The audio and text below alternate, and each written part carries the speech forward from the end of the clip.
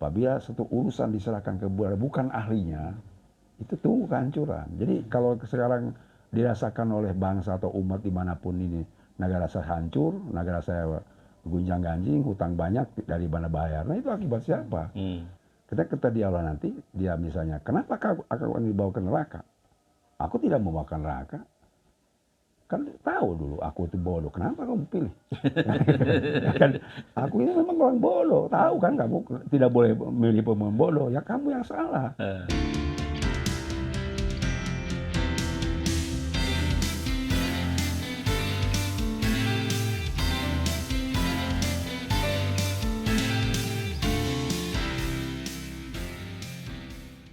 Assalamualaikum warahmatullahi wabarakatuh.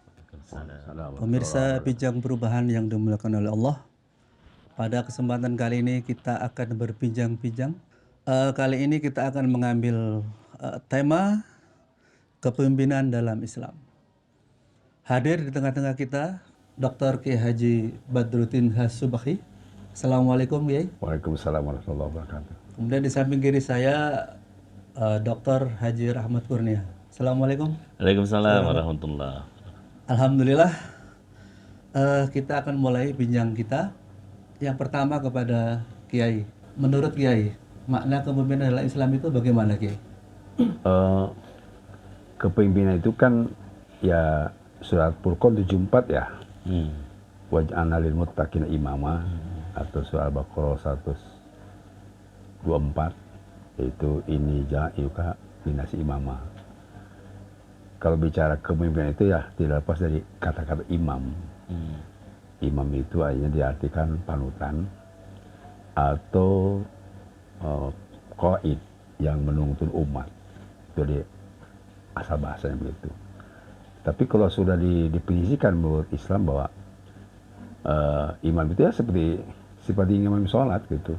Ada kriteria-kriteria yang harus dipenuhi secara syar'i. Apalagi kalau bicara imam atau pemimpin negara.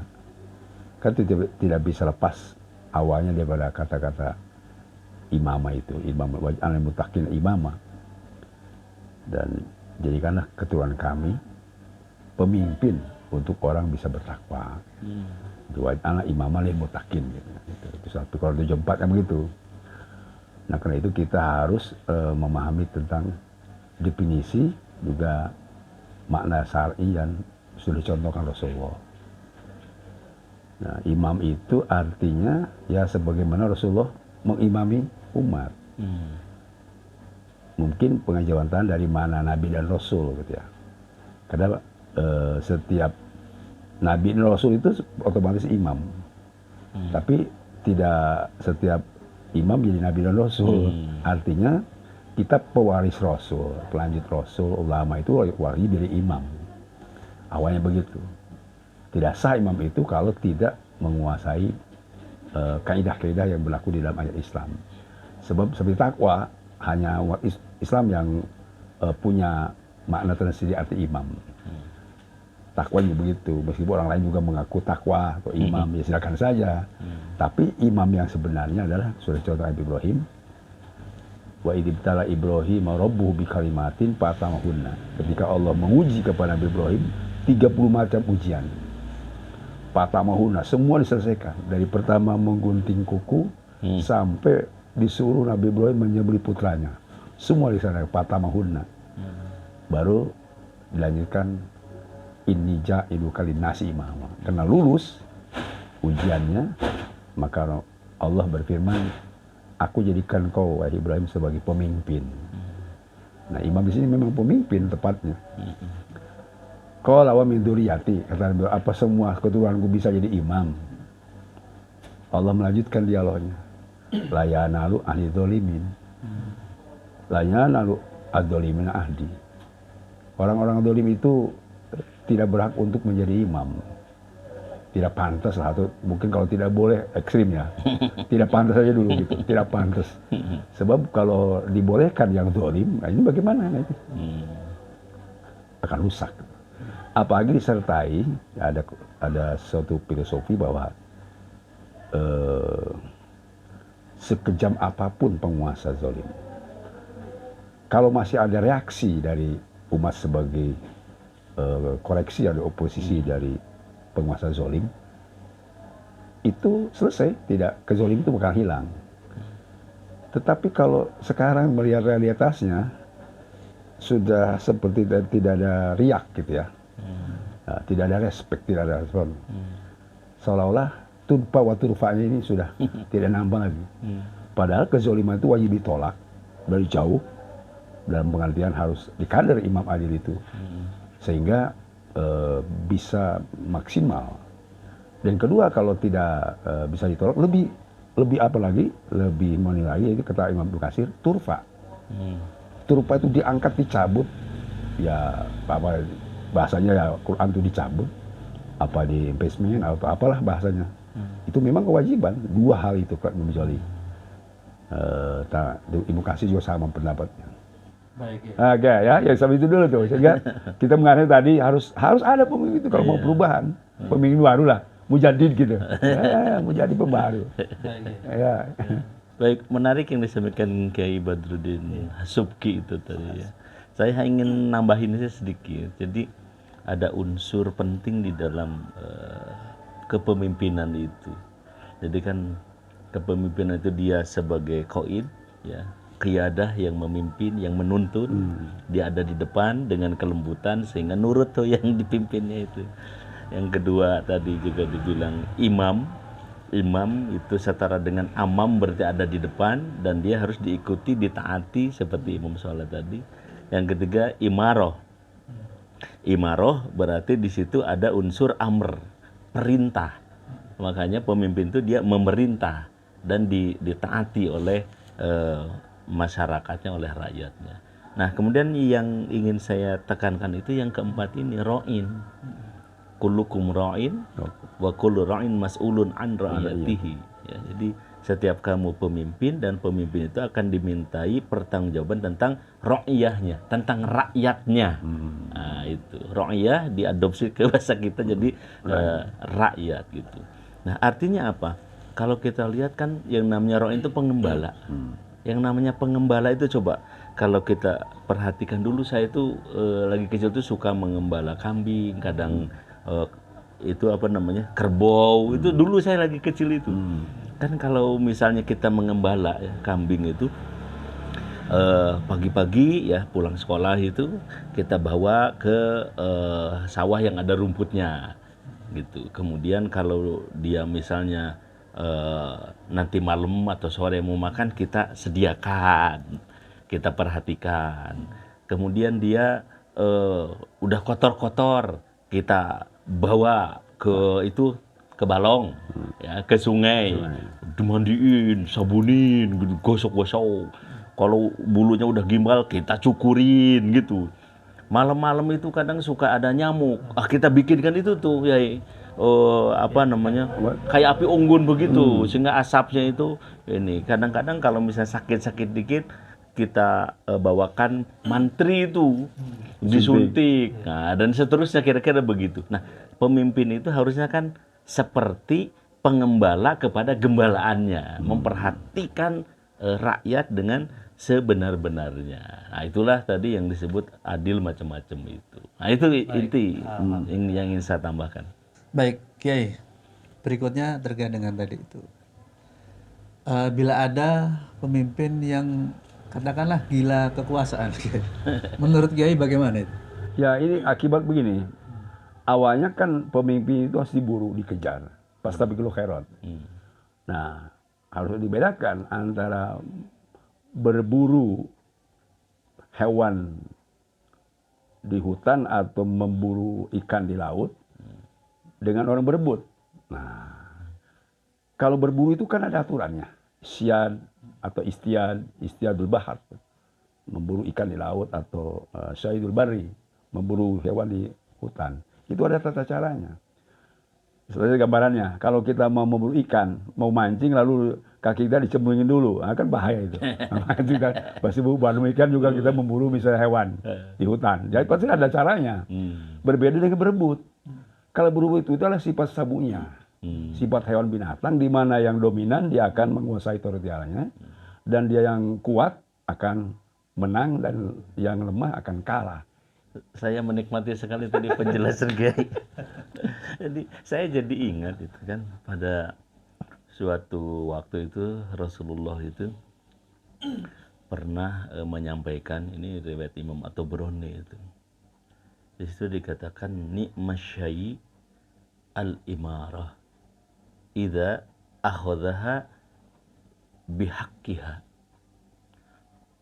wa bi'sa syai al-imarah idza akhadhaha bighairi haqqiha. Jadi sebaik-baiknya sesuatu itu kepemimpinan apabila dia diambil secara hak, secara benar. Tapi sebaliknya, seburuk-buruknya sesuatu itu adalah al-imarah, kepemimpinan, jika dia diambil tidak secara haknya, tidak secara benar. Gitu. Jadi kepemimpinan itu seperti pedang bermata dua kalau kita lihat. Bisa menjadi nikmat syai, bisa menjadi ya bi'sa syai. Itu bisa jadi sesuatu yang terbaik, bisa menjadi sesuatu yang terburuk. Apa ininya? Indikatornya itu yaitu apakah diambil dengan cara yang hak atau tidak. Nah, kalau diambil dengan cara kebohongan, diambil dengan cara manipulasi, kemudian diambil dengan cara tidak untuk menerapkan aturan-aturan pencipta kita, tidak untuk menerapkan aturan Islam misalnya gitu, itu jadi bisa syai nanti ujungnya. Tapi sebaliknya kalau diambil dengan cara yang benar itu bisa menjadi ni'mas syai, jadi sesuatu yang paling baik gitu. Karena saya jadi bisa memahami ketika Rasulullah SAW itu kan pernah menyatakan ya bahwa innakum satahsiruna 'alal imarah. Kamu itu akan berlomba-lomba berebut tadi ya untuk mendapatkan kekuasaan gitu. Wa innaha nadamah, padahal itu adalah penyesalan gitu. Yaumal qiyamah, nanti pada hari kiamat. Nah, jadi di situ menjadi jelas bahwa imarah, kepemimpinan yang tidak didasarkan kepada ya yang hak tadi itu bukan hanya di dunia akan mendatangkan penyesalan, tapi juga nanti di akhirat gitu. Imam Asy-Syaukani itu pernah menyatakan, jadi begini, kenapa kok disebut al-imarah itu sesuatu yang buruk jika ya tidak diambil dengan cara yang benar, tidak digunakan untuk menerapkan yang benar. Beliau mengatakan bahwa awaluha malamah, pertama yang akan didapatkan itu rasa sakit di dunia ini. Ya makanya jangan heran kalau pemimpin itu kadang-kadang ya sakit, bukan hanya sakit fisik tapi juga sakit pikiran, psikologis, segala macam. Akhirnya kan melakukan sesuatu yang kayak gila kekuasaan begitu. Itu malamah. Kemudian wasaniyuha an-nadama. Kemudian yang kedua itu adalah penyesalan. Dia akan menyesal. Kenapa kok ketika sedang berkuasa tidak melakukan yang baik-baik? Ya baru sadar, baru tobat setelah pensiun, setelah jadi rakyat biasa misalnya gitu, ya. Apalagi nanti di di hari akhirat gitu ya. Nah, kemudian wasalisuha nadamatun yaumal qiyamah. Jadi bukan hanya penyesalan di dunia tapi juga penyesalan di akhirat nanti. Nah, oleh karena itu ketika berbicara bagaimanakah ada orang yang tamak kekuasaan segala macam, nah itu dilihat. Kalau cara mengambilnya benar, kemudian digunakan untuk menerapkan tadi, mewujudkan masyarakat yang muttaqin, ya, kemudian menerapkan aturan Islam, maka dia akan menjadi ya nikmat syai. Tapi kalau sebaliknya, caranya salah, setelah punya digunakan untuk memperkaya diri sendiri atau orang lain, ya, kemudian melupakan rakyat segala macam, dia akan menjadi bi'sa syai, dan itu akan menjadi malamah, kemudian nadamah ya bagi orang tersebut. Nah, gitu. Baik. Alhamdulillah, Kiai, terakhir menyambung yang barusan disampaikan oleh Ustadz Rahmat. Karena setiap penguasa, pemimpin itu akan diminta pertanggungjawaban di akhirat kelak. Menurut Kiai, apa yang harus dilakukan sekarang ini ketika nanti di akhirat itu termasuk yang selamat? Sebenarnya kuncinya dijelaskan di dalam hadis sab'atun yudhilullah yaumal adila dulu. Itu disebut kenapa imamun adilun. Itu pertama, artinya kalau ingin dapat naungan Allah dan bukan hanya tadi bisa menjawab amma yatasaalun, ya itu baru membuka pintu sebenarnya bisa menjawab itu. Ya seperti seorang calon minantu ditanya mertua bisa jawab semua. Tapi kan dia belum masuk ke tempat yang sesungguhnya. Nah, kalau tadi yudhilullah yaumal adila itu prosesnya setelah dia bisa menjawab, kemudian akan terus dinaungi rahmat Allah. Jadi kalau ditanya itu di akhirat supaya tidak menyesalkan itu, saat rahmat dan mendapat rahmat, ya itu prosesnya harus adil. Bagaimana melakukan hukum adil? Ya kembali kita harus ya berproses secara profesional. Kalau ada istilah imam atau hakim, kan itu istilah-istilah di Islam. Untuk jadi hakim saja, hakim itu kan sebenarnya kalau dalam teknisnya di bawah imam, hakim itu. Sebenarnya profesional di bidang hukum. Tapi imam itu kan dia harus menguasai termasuk hukum juga. Apabila satu urusan diserahkan ke bukan ahlinya, itu tunggu kehancuran. Jadi kalau sekarang dirasakan oleh bangsa atau umat dimanapun ini, negara saya hancur, negara saya gunjang ganjing, hutang banyak, dari mana bayar. Nah itu akibat siapa? Akibat tadi karena dia, ya kalau di Quran itu kan, ya memang akan 2 lipat ya orang yang membawa kepada kesesatan. Karena dialognya kan, ittabi'u wa ittabi'u alladhi yatubi'u alladhi taba'u. Nanti yang dipilih oleh kita bakal ditanya, kenapa? Yang dipilih kita bakal ditanya, kita juga bakal ditanya oleh yang dipilih oleh kita. Tapi pertanyaan kita akan lebih kandas dan akan lebih menyakitkan daripada yang dipilih. Kita dialog nanti, dia misalnya, kenapa aku dibawa ke neraka? Aku tidak mau makan neraka. Kan tahu dulu aku itu bodoh. Kenapa kamu pilih? Kan, aku ini memang orang bodoh. Tahu kan kamu tidak boleh memilih pemain bodoh. Ya kamu yang salah. Iya, iya. Jadi Kiai ini menyalahkan yang milih. Sebenarnya ada 2 juga. Pemimpinnya juga salah. Ya kan?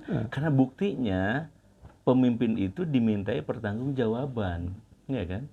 Yang mas'ulun an ra'iyatihi. Artinya apa? Tidak mungkin dimintai pertanggungjawaban kalau dia tidak salah ketika ada sesuatu yang salah, kan gitu. Nah, karenanya ketika tadi gimana supaya jadi pemimpin selamat ya, tentu yang pertama kan jalankan fungsi-fungsi kepemimpinan. Di antara fungsi kepemimpinan yang paling penting itu kan munafizul ahkam, menerapkan hukum-hukum. Kalau di dalam Quran itu kan kita itu terenyuh ya ketika salah satu ayatnya itu dalam surat Yasin itu. Wa naktubu ma qaddamu wa atharuhum. Jadi kita ini itu dicatat ya, apa yang kita lakukan, apa yang mereka lakukan, dan jejak-jejak mereka.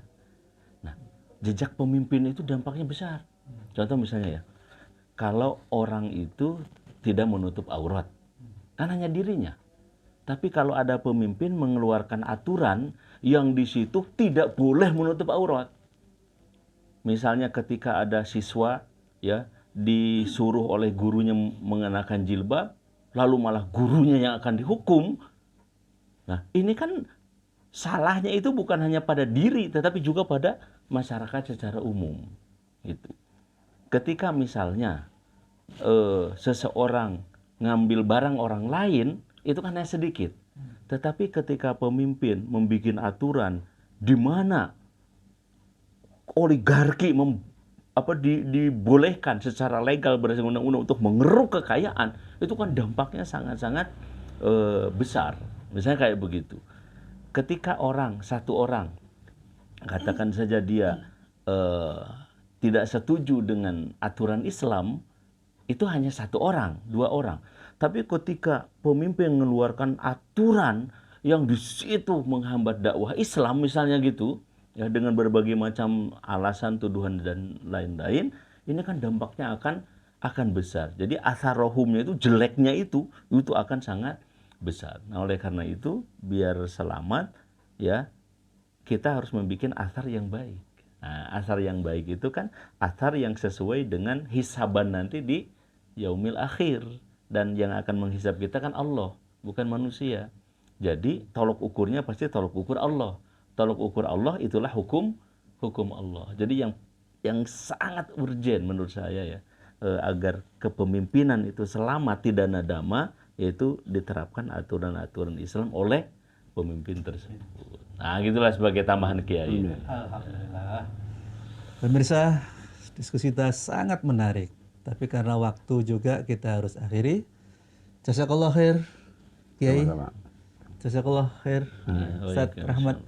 Pemirsa, kita akhiri. Kurang lebihnya mohon maaf. Assalamualaikum warahmatullahi wabarakatuh. Waalaikumsalam.